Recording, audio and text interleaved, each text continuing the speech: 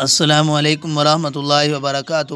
پیارے بچوں، تربیتی نصاب حصہ پنجم، بیٹا آپ یہ کتاب اٹھا لیں۔ آج کا ہمارا سبق صفحہ نمبر 31۔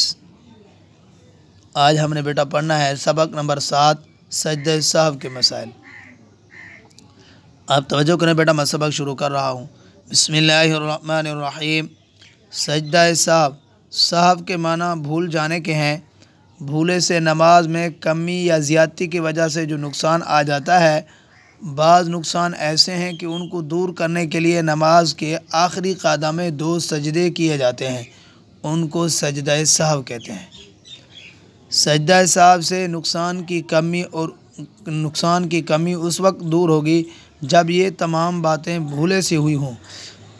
اگر جان بوجھ کر ایسا کیا جائے تو سجدہ سہو سے نماز درست نہیں ہوگی بلکہ نماز دوبارہ پڑھنی ہوگی۔ پھر دیکھیں بیٹا، سجدہ سہو کسے کہتے ہیں؟ سہو کے معنی بھول جانے کے ہیں۔ بھولے سے نماز میں کمی یا زیادتی کی وجہ سے جو نقصان آ جاتا ہے، بعض نقصان ایسے ہیں ان کو دور کرنے کے لیے نماز کے آخری قعدہ میں 2 سجدے کیے جاتے ہیں، ان کو سجدہ سہو کہتے ہیں۔ سجدہ سہو سے نقصان کی کمی اس وقت دور ہوگی جب یہ تمام باتیں بھولے سی ہوئی ہوں۔